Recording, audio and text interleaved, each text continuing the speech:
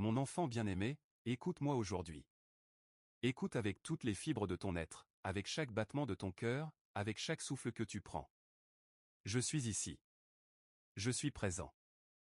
Et ce que j'ai à te dire aujourd'hui changera la façon dont tu perçois chaque épreuve, chaque bataille, chaque moment de ta vie. Tu n'es pas seul dans ce combat. Tu ne l'as jamais été. Et tu ne le seras jamais.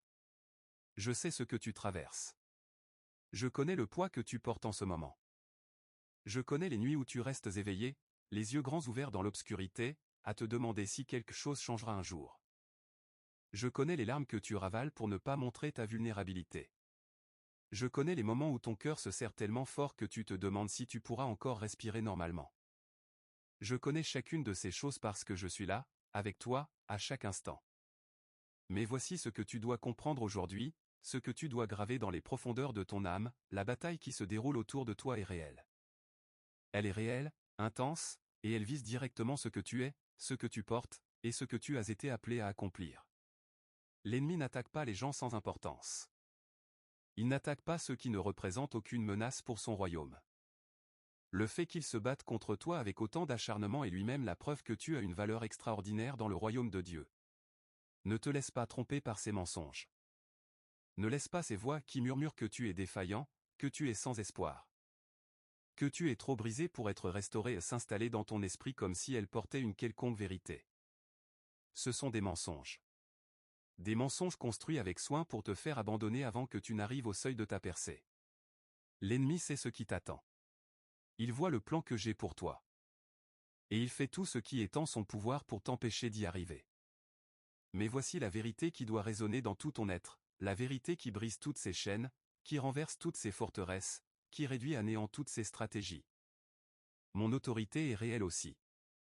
Et mon autorité surpasse la sienne infiniment, sans comparaison possible, sans aucune limite. Je suis le roi des rois. Je suis le seigneur des seigneurs. Je suis celui qui était, qui est, et qui vient. Je suis le commencement et la fin, l'alpha et l'oméga. Toute puissance m'a été donnée, au ciel et sur la terre. Et cette puissance, cette autorité absolue et totale, je l'exerce en ta faveur.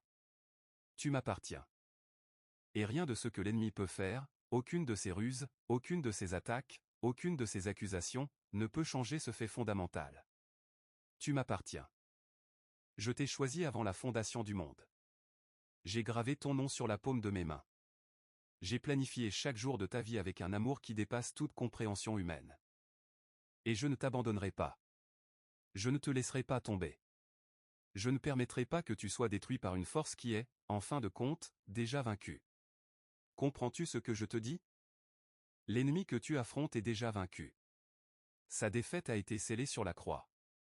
Quand j'ai prononcé ces mots, tout est accompli, c'était la déclaration de sa défaite finale et irrévocable. Ce qu'il fait en ce moment n'est que l'agitation désespérée d'un ennemi qui sait que son temps est compté. D'un adversaire qui essaie de faire le plus de dégâts possible avant que la sentence finale ne soit exécutée. Il n'a aucune victoire réelle sur toi. Il ne peut avoir que celle que tu lui donnes par la peur, par le doute, par la capitulation. Et c'est pour cela que je viens te parler aujourd'hui. Pas pour te faire peur. Pas pour t'alourdir le cœur avec des avertissements. Mais pour t'armer. Pour te fortifier.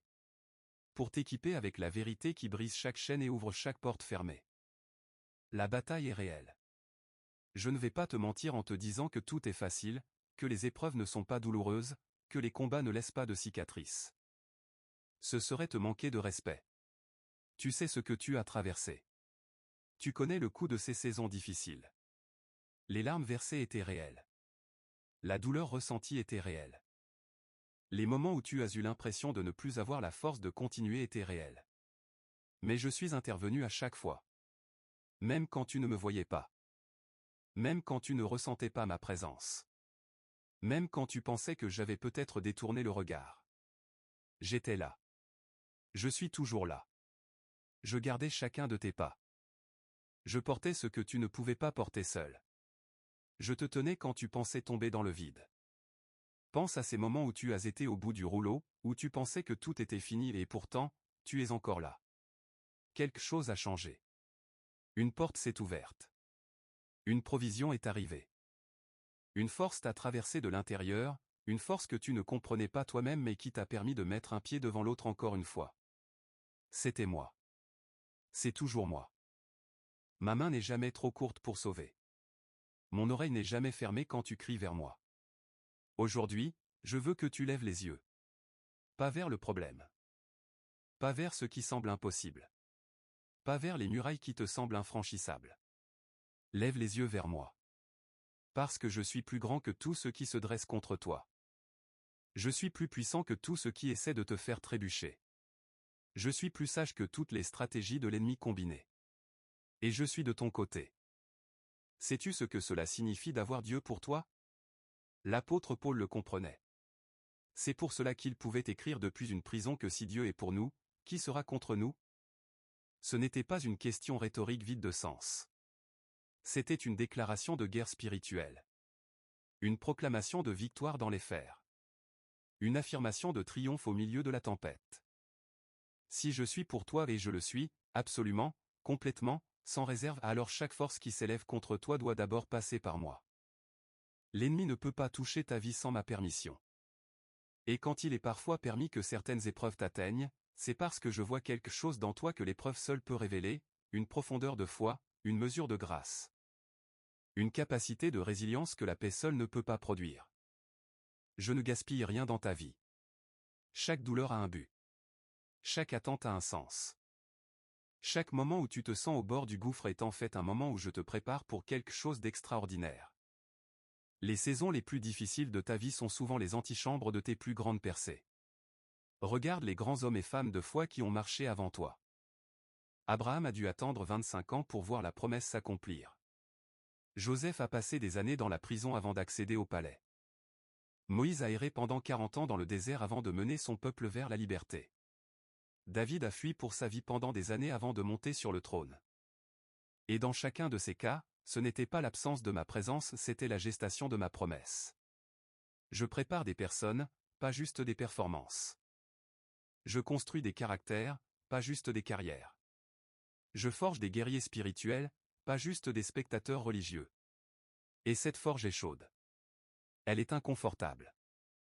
Elle exige que certaines choses en toi qui ne sont pas à leur place soient brûlées, que certaines faiblesses soient révélées pour pouvoir être transformées. Que certaines dépendances de toi-même soient brisées pour que tu apprennes à dépendre de moi. Ce n'est pas une punition. C'est une promotion déguisée en épreuve. Laisse-moi te parler de l'ennemi. Non pas pour t'en faire peur car parfait amour bannit toute crainte mais pour que tu le connaisses tel qu'il est vraiment, afin que ses tactiques ne t'attrapent plus au dépourvu. Il est un menteur. C'est son identité fondamentale. Jésus l'a dit lui-même, il est le père du mensonge. Il n'y a pas de vérité en lui. Tout ce qu'il te murmure, tout ce qu'il te suggère, tout ce qu'il te projette comme une réalité inévitable, c'est du mensonge. Quand il te dit que tu es trop pécheur pour être pardonné, c'est un mensonge. Mon sang a payé le prix de chaque péché, passé, présent et futur. Il n'y a pas de péché que ma grâce ne peut couvrir. Quand il te dit que tu es trop faible pour continuer, c'est un mensonge. Ma force se perfectionne dans ta faiblesse. Ce n'est pas ta propre force dont tu as besoin. C'est la mienne, et je te la donne librement. Quand il te dit que tu as raté trop d'occasions, que tu t'es trop éloigné, que tu es trop loin pour revenir, c'est un mensonge. La brebis perdue que je vais chercher n'est pas la brebis qui s'est égarée d'un pas ou deux. C'est celle qui s'est retrouvée si loin dans les broussailles que personne ne pensait la retrouver vivante. Et je la cherche quand même. Je la cherche avec joie. Je la ramène sur mes épaules. Et je fais la fête à mon retour. Quand il te dit que tes prières ne traversent pas le plafond, que je n'entends pas, que je ne réponds pas, c'est un mensonge. Je suis attentif à chaque parole que tu prononces, à chaque gémissement qui sort de ton cœur, à chaque prière murmurée dans le silence de ta chambre à 3 heures du matin. Aucune de tes prières ne tombe dans le vide. Elles montent toutes jusqu'à moi comme un encens précieux. Et je réponds. Parfois immédiatement. Parfois dans un timing que tu ne comprends pas encore. Mais toujours, je réponds. Quand il te dit que tu es seul, abandonné, oublié, c'est le mensonge le plus cruel qu'il puisse prononcer. Je t'ai dit que je ne te laisserai jamais, que je ne t'abandonnerai jamais.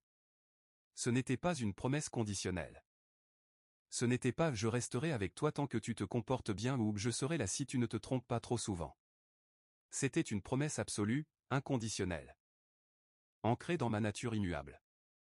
Je suis le même hier, aujourd'hui, et éternellement. Et ma fidélité à toi ne change pas. Maintenant, parlons de ce que tu peux faire dans la bataille. Car je ne t'ai pas créé pour être une victime passive des circonstances. Je t'ai créé pour être plus que vainqueur. Et un vainqueur sait comment combattre. La première arme que je t'ai donnée, c'est ma parole. Les Écritures ne sont pas simplement des mots anciens sur une page. Elles sont vivantes. Elles sont actives. Elles sont plus tranchantes qu'une épée à double tranchant. Quand l'ennemi a essayé de me tenter dans le désert, je n'ai pas utilisé ma puissance divine pour le repousser. J'ai utilisé la parole. Il est écrit, et à chaque déclaration de la parole, ces attaques se dissolvaient comme de la brume au soleil levant. C'est disponible pour toi aussi. Quand le mensonge frappe, réponds par la vérité. Quand la peur s'installe, déclare ce que je dis sur ta vie. Quand le découragement cherche à t'écraser, prends ma parole comme un bouclier et dis à haute voix, ma force vient de l'Éternel. Il ne se fatigue pas. Il ne se lasse pas. Et il me renouvelle quand je mets mon espoir en lui. La parole prononcée à voix haute dans la foi crée une atmosphère que l'ennemi ne peut pas habiter. La deuxième arme que je t'ai donnée, c'est la prière. Pas la prière rituelle, répétée mécaniquement comme une formule magique. La prière vivante, authentique, celle où tu viens à moi avec toute ta réalité, ta douleur, ta confusion, ta peur, et où tu me fais confiance avec tout cela. La prière qui dit, Père, je ne comprends pas ce qui se passe, mais je te fais confiance. Je ne vois pas le chemin, mais je sais que tu le vois. Je ne sens pas ta présence en ce moment, mais ta parole dit que tu es là, et je choisis de croire ta parole plutôt que mes sentiments. Cette prière est une déclaration de guerre. Elle dit à toutes les forces des ténèbres que malgré tout ce qu'elles font, tu choisis de t'appuyer sur celui qui les surpasse infiniment. Et je réponds toujours à cette prière. Toujours. La troisième arme que je t'ai donnée, c'est l'adoration. Cela peut sembler étrange comme arme de guerre. Mais pense à Josaphat face à une armée massive. Au lieu de préparer ses guerriers, il a mis les chanteurs devant les soldats. Et quand ils ont commencé à louer, la confusion s'est emparée de l'ennemi et l'armée ennemie s'est détruite elle-même. L'adoration change l'atmosphère spirituelle. Elle déplace ma présence tangible dans ta situation. Et dans ma présence, rien de ce qui appartient à l'ennemi ne peut subsister. Quand tu ne sais plus quoi faire, adore. Quand tu es à bout de ressources, adore. Quand tes circonstances semblent sans issue, adore. Pas parce que tout va bien mais parce que je suis bon, parce que ma fidélité ne finit pas, parce que mes miséricordes sont nouvelles chaque matin. L'adoration qui coûte quelque chose est celle qui change tout. La quatrième arme, c'est l'unité avec d'autres croyants. Je n'ai pas conçu que tu mènes cette bataille seul. J'ai dit que là où 2 ou 3 sont rassemblés en mon nom, je suis au milieu d'eux. Il y a une puissance dans la communauté, dans la prière commune, dans le soutien mutuel qui dépasse ce que tu peux expérimenter seul. Ne t'isole pas dans les moments difficiles. C'est souvent là que l'ennemi essaie de te pousser, dans l'isolement, dans la solitude, loin de ceux qui peuvent te porter dans la foi quand la tienne vacille. Cherche des frères et des sœurs qui savent prier. Laisse-toi porter dans leurs prières. Et porte-les à ton tour. Car il y a quelqu'un autour de toi qui traverse peut-être une nuit encore plus sombre que la tienne, et ta prière pour eux peut être l'intervention divine qu'ils attendent. Je veux te parler maintenant de quelque chose de très important, la différence entre résister et se battre dans ma force. Beaucoup de mes enfants font l'erreur de combattre dans leur propre force. Ils s'épuisent. Ils s'efforcent. Ils font des efforts héroïques dans leur chair, essayant de résoudre par leur propre capacité ce qui ne peut être résolu que par ma puissance. Et ils finissent par tomber, non pas parce qu'ils manquaient de volonté, mais parce qu'ils ont essayé de porter quelque chose qui n'était pas à leur mesure. Je t'ai dit, venez à moi, vous qui êtes fatigués et chargés, et je vous donnerai du repos. Ce n'est pas une invitation à l'inaction.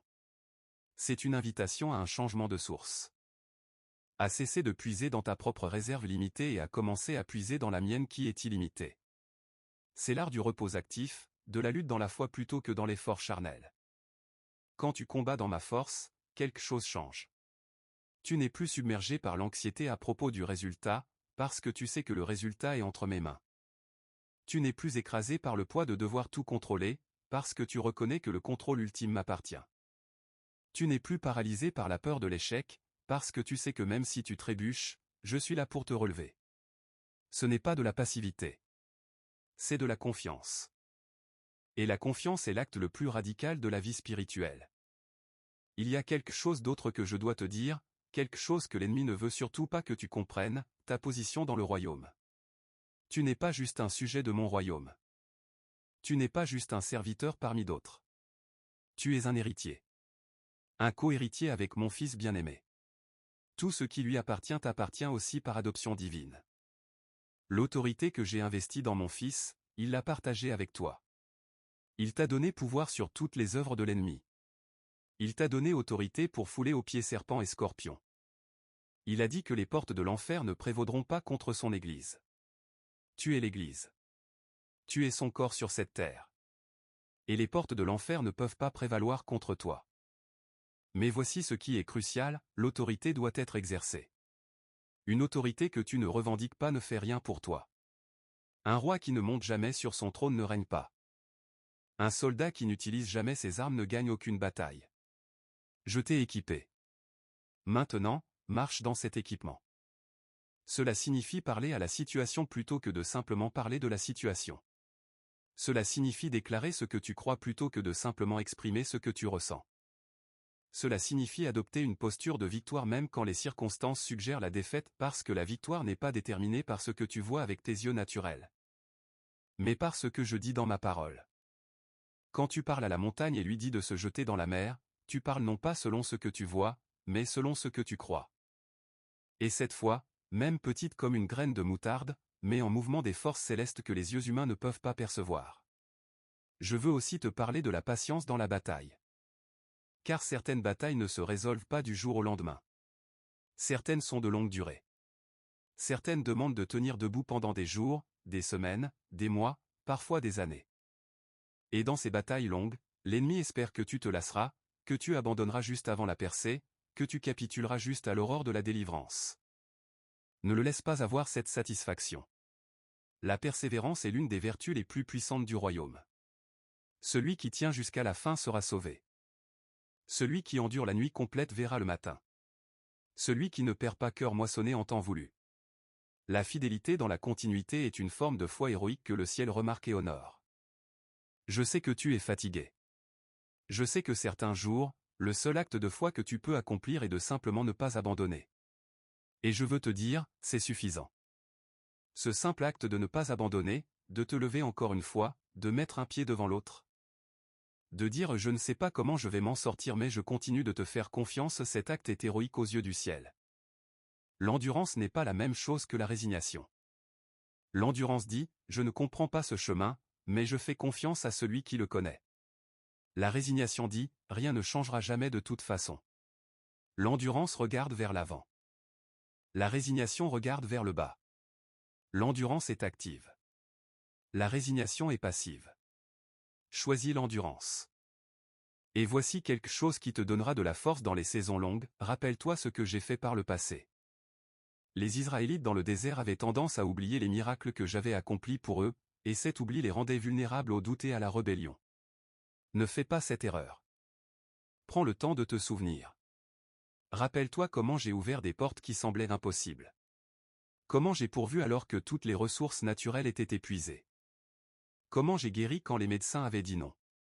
Comment j'ai restauré des relations qui semblaient brisées au-delà de tout espoir. Comment j'ai changé des cœurs qui semblaient de pierre. Comment j'ai protégé quand le danger était réel. Ces souvenirs ne sont pas de la nostalgie spirituelle. Ce sont des pierres d'ébénezé, des témoignages de ma fidélité que tu restes dans le mémorial de ton cœur pour pouvoir y revenir quand la nuit est sombre. Jusqu'ici l'Éternel nous a secourus, c'est la déclaration qui renforce la foi pour la prochaine bataille. Je veux maintenant te parler d'un aspect de la bataille que beaucoup de mes enfants négligent, la dimension intérieure. Car la plus grande bataille ne se passe pas seulement à l'extérieur. Elle se passe dans ton esprit, dans tes pensées, dans les narratifs que tu construis sur toi-même, sur les autres, et sur moi. L'ennemi sait que s'il peut contrôler tes pensées, il peut influencer tes émotions. Et s'il peut influencer tes émotions, il peut orienter tes actions. C'est pour cela que Paul a insisté pour que nous capturions chaque pensée pour la rendre obéissante à Christ. Pas quelques pensées. Chaque pensée. Cela demande de la vigilance. Cela demande de te demander, quand une pensée surgit, est-ce que cette pensée est en accord avec ce que Dieu dit de moi? Est-ce que cette pensée m'élève ou me rabaisse? Est-ce que cette pensée m'oriente vers la foi ou vers la peur? Est-ce que cette pensée me rapproche de Dieu ou m'en éloigne? Les pensées qui ne passent pas ce test doivent être capturées et remplacées par la vérité. Pas seulement ignorées ou supprimées, car ce que tu supprimes revient avec plus de force, mais activement remplacé par ce que je dis. Quand tu penses « je suis un échec », remplace-le par « je suis l'œuvre de tes mains, Seigneur ». Et tu n'abandonnes pas l'œuvre que tu as commencée. Quand tu penses « je ne serai jamais délivré de ça », remplace-le par « celui que le Fils a franchi est véritablement libre ». Quand tu penses « Dieu ne m'entend pas », remplace-le par « avant même qu'ils appellent, je répondrai ». Quand tu penses « je ne suis pas à la hauteur de ce qu'il me demande », remplace-le par « je peux tout par Christ qui me fortifie ». Ce travail de renouvellement de l'esprit n'est pas un exercice mental superficiel. C'est une transformation profonde qui change littéralement la façon dont tu perçois la réalité. Et une perception transformée produit une vie transformée. Laisse-moi aussi aborder la question des batailles spirituelles collectives. Car certaines de tes batailles ne sont pas seulement personnelles. Elles sont liées à des dynamiques plus larges, de ta famille, de ta communauté, de ta nation. Des schémas spirituels qui se répètent de génération en génération, des liens qui doivent être brisés non seulement pour toi, mais pour ceux qui te suivront. Tu es peut-être le premier dans ta lignée à dire « ça s'arrête avec moi ». Tu es peut-être celui qui est appelé à briser des cycles de pauvreté, d'addiction, de violence, de honte, de rejet qui courent dans ta famille depuis des générations. C'est une bataille noble. C'est une bataille que j'honore. Et c'est une bataille dans laquelle mon autorité est entièrement disponible pour toi. Quand tu pries pour ta famille, tu ne pries pas seul. Tu te joins à une intercession divine qui couvre plusieurs générations. Quand tu choisis la sainteté dans un environnement qui ne la valorise pas, tu plantes des graines de transformation pour ceux qui viendront après toi. Quand tu brises les chaînes qui étaient sur toi, tu élargis l'espace de liberté pour toute ta lignée. Ne sous-estime jamais l'impact de ta fidélité. Maintenant, je veux que tu penses à quelque chose de très pratique, comment rester ferme dans la bataille au quotidien. Car les grandes révélations spirituelles doivent se traduire en pratiques quotidiennes, autrement elles restent de beaux discours sans impact réel sur ta vie. Commence chaque journée en te présentant à moi avant de te présenter au monde. Avant de regarder ton téléphone. Avant de consulter les nouvelles. Avant de voir ce que les autres disent ou font. Viens à moi d'abord. Quelques minutes de silence, de reconnaissance de ma présence, de remise de la journée entre mes mains, cela établit une atmosphère spirituelle pour tout ce qui suit. Nourris-toi quotidiennement de ma parole. Pas pour remplir une obligation religieuse, mais pour te nourrir. Ta vie spirituelle ne peut pas être plus forte que ce dont tu te nourris. Une âme qui ne se nourrit pas de vérité devient vulnérable aux mensonges. Un esprit qui ne se renouvelle pas dans ma parole perd progressivement sa capacité à discerner ce qui vient de moi et ce qui vient de l'ennemi. Maintiens une posture de gratitude dans ta vie. La gratitude est un des remèdes les plus puissants contre les attaques du découragement. Il est difficile d'être simultanément reconnaissant et découragé. Quand tu choisis activement de voir et de nommer les bénédictions que j'ai mises dans ta vie, même les petites, même les apparemment insignifiantes, tu changes le registre de ton âme. Tu passes du registre de la pénurie au registre de l'abondance. Et depuis cet espace d'abondance, la foi peut fleurir. Reste connecté à la communauté. Je l'ai déjà dit, mais cela mérite d'être répété. Ne t'isole pas. L'ennemi prospère dans l'isolement. Il peut faire ce qu'il veut d'un enfant de Dieu isolé, parce qu'il n'y a personne pour apporter une perspective différente, pour prier avec lui dans sa faiblesse. Pour lui rappeler la vérité quand le mensonge semble plus convaincant. La communauté est une protection divine. Et enfin, marche dans l'obéissance. La désobéissance ouvre des portes à l'ennemi qu'autrement il n'aurait pas accès. Ce n'est pas de la condamnation. C'est de la stratégie militaire spirituelle. Une vie alignée sur ma volonté est une forteresse spirituelle dans laquelle l'ennemi ne trouve pas de place d'entrée. La sainteté n'est pas une réalité triste et restrictive. C'est une puissante protection. Je veux te parler de la victoire finale. Car dans toutes ces discussions sur la bataille, il est essentiel que tu ne perdes jamais de vue la fin de l'histoire. Et la fin de l'histoire est déjà écrite. Je gagne. Et parce que tu m'appartiens, tu gagnes aussi. L'Apocalypse que Jean a vu n'était pas une prophétie incertaine aux issues multiples. C'était la révélation d'une réalité déjà certaine, d'une victoire déjà accomplie dans les dimensions célestes, qui se déroule progressivement dans le temps et qui culminera dans une consommation glorieuse. La bête est vaincue. Le faux prophète est jeté dans les temps de feu.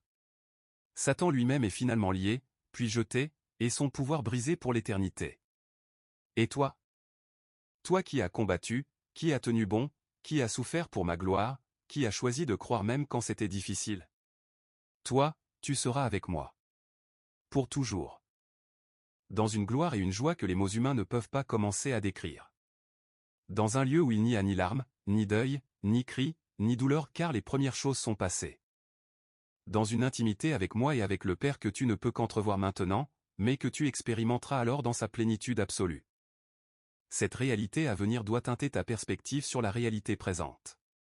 Paul a dit que les souffrances du temps présent ne peuvent être comparées à la gloire à venir qui nous sera révélée. Ce n'était pas de l'optimisme naïf. C'était une évaluation lucide fondée sur la révélation de ce qui m'attend. Ce n'est pas que la douleur d'ici n'est pas réelle. C'est qu'elle est temporaire et que ce qui vient est infiniment et éternellement meilleur. Vis dans cette espérance. Laisse-la être le filet de sécurité sous ta foi, le plancher sous tes pieds quand tout tremble. L'espérance biblique n'est pas un vague optimisme. C'est une certitude ancrée dans ma nature et dans mes promesses. Et je ne romps jamais mes promesses. Je veux te laisser avec ceci, mon enfant bien-aimé. Tu es entré dans cette bataille parce que tu t'es engagé à suivre ma voie. Et cette décision en a fait une cible, oui. Mais elle a aussi fait de toi quelqu'un que j'équipe, que je protège, que je guide, que j'honore. L'ennemi ne peut pas toucher ce qui m'appartient sans mes soins et sans ma rédemption de la situation. Tu n'es pas seulement un survivant de cette bataille. Tu en es un vainqueur. Plus que vainqueur, selon ce que ma parole dit. Et être plus que vainqueur signifie que tu ne sors pas de la bataille juste intact, tu en sors transformé, renforcé, avec une mesure de gloire que tu n'aurais pas pu acquérir autrement. La bataille autour de toi est réelle. Je ne te le cache pas. Mais mon autorité est réelle aussi. Elle est absolue. Elle est totale. Elle est exercée en ta faveur, chaque jour, chaque heure, chaque minute. Et sous cette autorité, rien de ce que l'ennemi peut faire ne peut constituer une victoire finale sur ta vie. Tu vas traverser. Tu vas sortir de l'autre côté. Et quand tu y seras, tu regarderas en arrière et tu verras ma main à chaque tournant du chemin. Et ton cœur débordera d'une gratitude et d'un émerveillement que tu n'aurais pas pu concevoir au milieu de la bataille. Tiens bon. Reste debout dans la foi. Marche dans mon autorité. Et sache que je t'aime d'un amour qui ne changera jamais, qui ne vacillera jamais, qui ne te lâchera jamais. Je suis avec toi. Je suis pour toi. Et dans cette réalité, tu as tout ce dont tu as besoin pour vaincre. Maintenant marchons ensemble vers la victoire qui est déjà à toi. Car je suis le Seigneur ton Dieu, et il n'y en a pas d'autre. Il n'y a personne qui tient dans mes mains que je laisserai tomber. Il n'y a aucune bataille que je ne puisse gagner. Il n'y a aucune situation dans ta vie que je n'ai pas déjà vue, déjà prévue, déjà préparé une issue de salut. Ta délivrance est en route. Peut-être qu'en ce moment même, pendant que tu lis ces mots, les engrenages célestes tournent en ta faveur. Peut-être que la prière que tu as faite hier soir a déjà mis en mouvement des anges que tu ne peux pas voir. Peut-être que la réponse que tu cherches est plus proche que tu ne le penses. Ne cède pas maintenant. Ne baisse pas les bras maintenant. Ne laisse pas l'ennemi te voler la victoire à l'aube de ta délivrance. Tu es aimé. Tu es gardé. Tu es équipé. Tu es victorieux. Je suis le Seigneur. Et ma parole sur ta vie ne retournera pas vers moi sans avoir accompli ce pourquoi je l'ai envoyé. Tiens-toi debout, enfant bien-aimé. La bataille est réelle. Mais ma victoire sur elle l'est infiniment plus. Maintenant, je t'invite à te lever en ce moment, là où tu es, et à me dire, Seigneur, je te fais confiance. Je crois que tu combats pour moi. Je crois que ton autorité est plus grande que tout ce qui s'oppose à moi. Et je choisis aujourd'hui de m'appuyer sur toi plutôt que sur ma propre compréhension. Cette simple déclaration de foi est une arme. Elle change quelque chose dans le domaine spirituel. Elle positionne ton cœur pour recevoir ce que j'ai préparé pour toi. Je t'aime d'un amour éternel. Je suis et je serai toujours celui qui te tient dans sa main. Va dans ma paix. Va dans ma force. Va dans ma victoire. Et sache que rien, ni mort, ni vie, ni ange, ni principauté, ni chose présente, ni chose à venir, ni puissance, ni hauteur, ni profondeur, ni aucune autre créature ne pourra te séparer de mon amour. Jamais. Si tu crois en cette vérité aujourd'hui, si ces paroles ont touché ton cœur, si tu as ressenti ma présence t'envelopper pendant que tu lisais, laisse tomber un amen dans les commentaires. C'est ta déclaration que tu reçois cette parole. C'est ton engagement que tu choisis la victoire plutôt que la défaite. C'est ton accord avec le ciel que ce que je dis sur ta vie est vrai. Amen. Je t'aime, mon enfant. Maintenant et pour toujours. Je suis ton Seigneur, et je suis avec toi dans cette bataille, en toi, autour de toi, devant toi, derrière toi, au-dessus de toi. Tu n'es jamais seul. Tu ne le seras jamais. La bataille est réelle. Mais tu es à moi. Et c'est tout ce qui compte. Amen. Lorsque tu te retrouves dans les moments les plus sombres, lorsque la nuit semble interminable, lorsque tu ne vois plus de lumière au bout du tunnel, souviens-toi de ce que tu viens de lire. Reviens à ces mots. Reviens à ma présence. Car je serai là, comme toujours, prêt à te recevoir, prêt à te relever, prêt à te fortifier pour la prochaine étape du chemin. Tu n'as pas à tout comprendre pour me faire confiance. Tu n'as pas à voir la sortie pour commencer à marcher. Tu n'as qu'à mettre ta main dans la mienne, et je te conduirai. Pas autour de la bataille. À travers elle. Car c'est dans la traversée que tu trouves ta force, que tu découvres ma fidélité, que tu grandis en foi d'une manière qui ne peut pas s'acquérir autrement. La traversée forge l'âme. La tempête éprouve la profondeur des racines. La nuit révèle les étoiles qu'on ne voit jamais en plein jour. Et l'épreuve révèle la mesure de grâce que je t'ai donnée et que tu ne connaissais pas encore toi-même. Chaque combat que tu as traversé jusqu'ici t'a rendu plus fort que tu ne l'étais avant. Chaque saison difficile a creusé en toi une capacité plus grande d'accueillir mes bénédictions. Chaque moment de désert a affiné en toi un goût pour ma présence que le confort seul n'aurait jamais pu produire. Je sais ce que tu as traversé.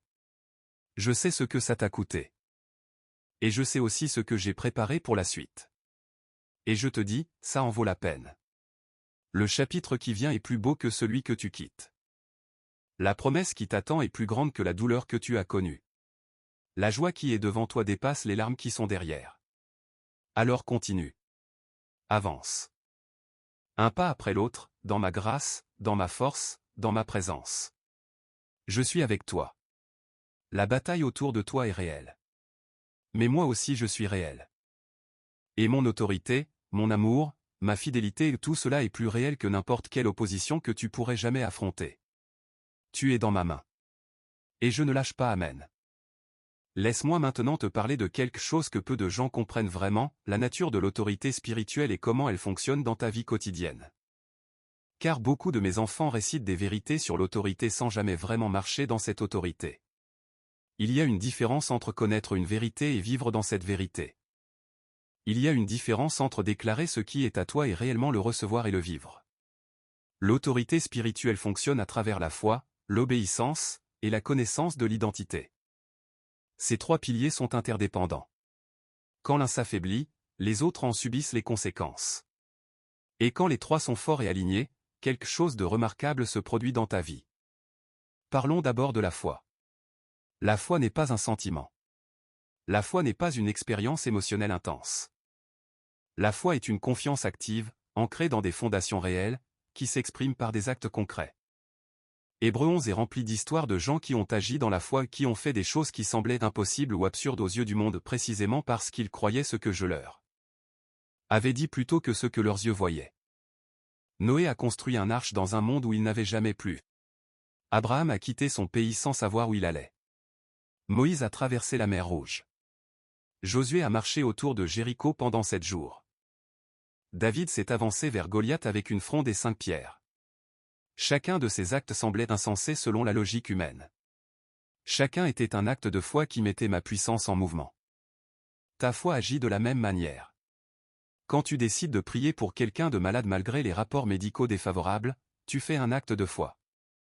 Quand tu choisis de donner généreusement alors que ton compte bancaire est bas, tu fais un acte de foi. Quand tu refuses de te laisser définir par tes erreurs passées et que tu avances dans l'identité que je t'ai donnée, tu fais un acte de foi. Ces actes semblent peut-être petits à tes yeux. Mais ils mettent en mouvement des forces célestes que tu ne peux pas mesurer. Maintenant, parlons de l'obéissance. L'obéissance est la manifestation pratique de la confiance. Si tu dis que tu me fais confiance mais que tu ne suis pas ma voie, ta confiance est théorique, pas réelle. L'obéissance dit, je crois que tu sais mieux que moi. Je crois que tes chemins sont meilleurs que les miens. Je crois que ta parole est vraie, même quand elle contredit mes instincts naturels. L'obéissance n'est pas toujours facile. Parfois, ce que je demande va à l'encontre de tout ce que tu ressens, de tout ce que les gens attendent de toi, de tout ce qui semble logique. Mais l'obéissance dans ces moments-là est ce qui crée les percées les plus spectaculaires. Quand tu obéis malgré tout, tu déclarais que ta confiance en moi est plus forte que ta confiance en ta propre compréhension. Et cette déclaration a un impact profond dans les royaumes spirituels. Et enfin, la connaissance de l'identité. C'est peut-être le pilier le plus fondamental. Car si tu ne sais pas qui tu es, si tu ne comprends pas ce que ma mort et ma résurrection ont accompli pour toi, si tu ne comprends pas la position que tu occupes dans le royaume, tu te comporteras comme un mendiant alors que tu es un prince. Tu es une nouvelle création. Les vieilles choses sont passées. Tout est devenu nouveau. Ce n'est pas simplement une belle métaphore. C'est une réalité ontologique. Ta nature a été changée. Tu n'es plus esclave du péché. Tu n'es plus soumis à la loi de la mort. Tu as été arraché du royaume des ténèbres et transféré dans le royaume du Fils de l'amour de Dieu. Tu as reçu l'esprit d'adoption, par lequel tu cries « Abba, Père ». Tu es enfant de Dieu. Héritier de Dieu. Co-héritier avec Christ. Cette identité n'est pas quelque chose que tu mérites. C'est quelque chose que tu reçois par la grâce. Et parce que c'est par la grâce, elle est sûre. Elle ne dépend pas de tes performances. Elle ne vacille pas en fonction de tes échecs. Elle ne diminue pas quand tu trébuches. Elle reste stable, ancrée dans le sacrifice que j'ai fait pour toi une fois pour toutes sur la croix. Marche dans cette identité. Rappelle-toi qui tu es à chaque fois que l'ennemi essaie de te définir par tes faiblesses. Rappelle-toi qui tu es à chaque fois que les circonstances tentent de te réduire à moins que ce que je t'ai créé pour être. Rappelle-toi qui tu es à chaque fois que la voix du doute te chuchote que tu n'es pas à la hauteur. Tu es qui je dis que tu es. Et je dis que tu es bien-aimé, précieux, choisi, adopté, justifié, sanctifié, et glorifié. Ce sont des faits spirituels irrévocables sur lesquels tu peux bâtir toute ta vie. Il y a une autre dimension de la bataille dont je veux te parler, la dimension du temps. Nous vivons dans un temps où l'urgence est devenue un principe culturel dominant. Tout doit être rapide. Tout doit être instantané. La gratification différée est devenue étrangère à beaucoup. Et cet état d'esprit culturel s'infiltre dans la vie spirituelle, amenant mes enfants à s'impatienter avec mon timing, à interpréter le délai comme de l'abandon. Et à prendre les choses en main d'une manière qui court-circuite souvent ce que j'essaie d'accomplir. Mon temps n'est pas ton temps. Un jour pour moi est comme 1000 ans, et 1000 ans comme un jour. Je vois l'ensemble de ta vie depuis son commencement jusqu'à sa fin, toutes les saisons ensemble, tous les tournants, toutes les bénédictions qui t'attendent. Et depuis cette perspective totale, je fais des choses dans ta vie qui ne peuvent pas toujours être appréciées dans l'immédiat mais qui sont essentielles pour ton bien ultime. Pense à cela comme à une tapisserie en cours de fabrication. Si tu regardes le dessous d'une tapisserie en cours de tissage, tu ne verras que des fils enchevêtrés, des nœuds, des couleurs qui ne semblent pas aller ensemble, rien qui ait l'air cohérent. Mais si tu retournes la tapisserie et que tu regardes le dessus, tu vois l'image magnifique que tous ces fils construisent ensemble. Je vois le dessus de ta tapisserie. Tu vois souvent le dessous. Et c'est pour cela que ce qui te semble chaotique me semble parfaitement ordonné. Fais confiance au tisserand même quand tu ne comprends pas le tissu. Il y a aussi quelque chose d'important à comprendre sur la nature du combat, toutes les épreuves ne sont pas des attaques de l'ennemi. Certaines sont des disciplines que j'apporte dans ta vie parce que je t'aime et que je veux te voir grandir. Hébreux dit que celui que le Seigneur aime, il le discipline. La discipline n'est pas la punition. La punition vise à nuire. La discipline vise à corriger, à former, à préparer. Un bon parent ne punit pas son enfant pour lui faire du mal. Il discipline pour préparer l'enfant à une vie meilleure.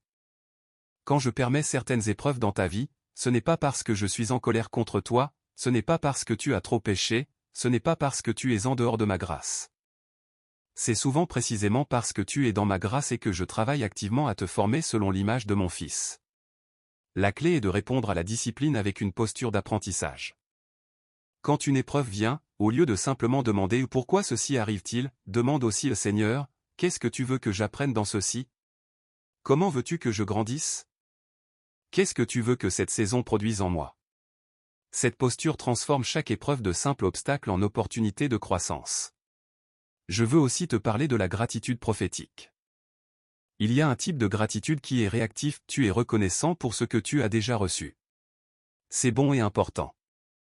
Mais il y a un type de gratitude encore plus puissant, c'est la gratitude prophétique.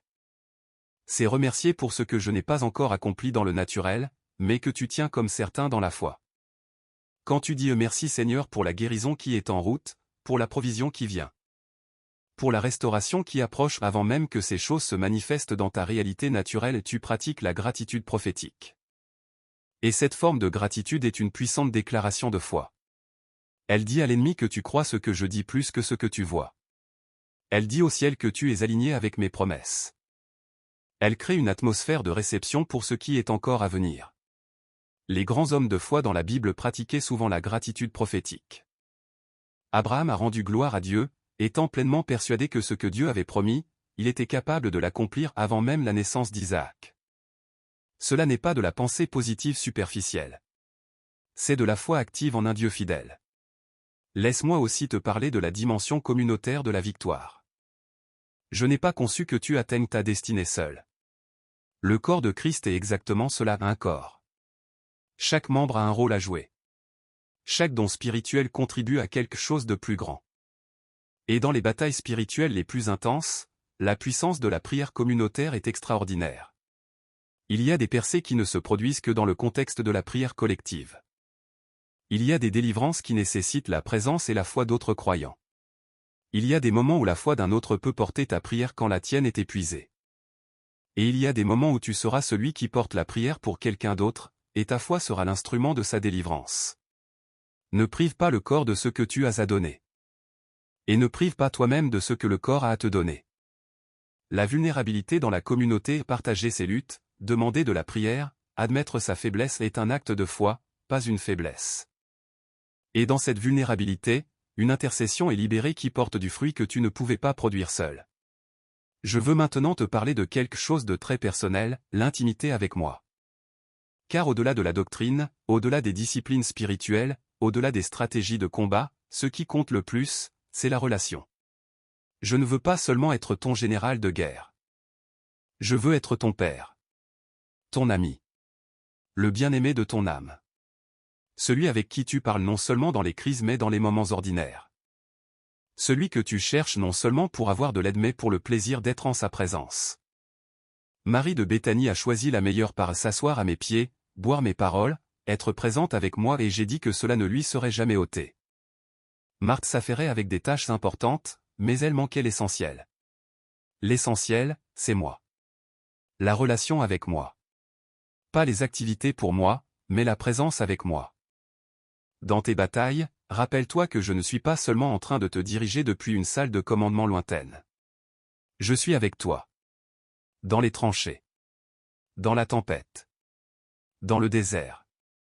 Je ne t'envoie pas dans la bataille, je marche avec toi dans la bataille. Comme je l'ai dit à Josué, je serai avec toi, je ne te délaisserai point et je ne t'abandonnerai point. Ce avec n'est pas métaphorique. C'est réel. C'est présent. C'est puissant. Cultive cette conscience de ma présence. Parle-moi tout au long de ta journée, pas seulement pendant tes moments de prière formelle. Remercie-moi pour les petites choses. Demande-moi sagesse dans les décisions quotidiennes. Reconnais-moi dans les moments inattendus de beauté, de grâce, de provision. Cette communion constante renforce les racines de ta foi d'une manière que rien d'autre ne peut faire. Et dans les moments de silence, quand tu ne sens pas ma présence de manière tangible, sache que le silence n'est pas de l'absence. Il y a des saisons où je t'appelle à marcher par la foi et non par la vue, où le sens émotionnel de ma présence est retiré pour que la foi pure puisse s'approfondir. Ces saisons sont des dons déguisés. Elles forgent en toi une foi qui n'a pas besoin de confirmation émotionnelle constante, une foi qui tient debout sur la certitude de ma parole seule. Je veux finir par te dire quelque chose d'important sur la nature de ta vie. Elle n'est pas un accident. Elle n'est pas le résultat d'une série de hasards cosmiques. Elle est intentionnelle, planifiée, aimée. Chaque saison que tu traverses, chaque relation que tu as, chaque épreuve que tu rencontres, chaque joie que tu expérimentes, tout cela est tissé avec intention dans le plan de ta vie. Je t'ai créé pour un but spécifique que personne d'autre ne peut accomplir exactement comme toi.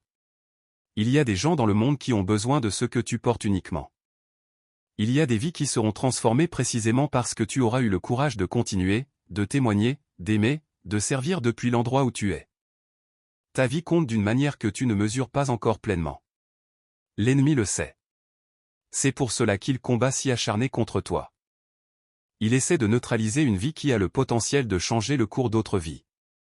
Il essaie d'étouffer une voix qui, si elle se lève, parlera à des cœurs qui ont besoin de l'entendre. Il essaie de mettre hors service un guerrier dont la fidélité portera du fruit pour des générations. Ne lui donne pas cette victoire. Lève-toi. Marche dans ce pourquoi tu as été créé. Combat dans l'autorité que je t'ai donnée.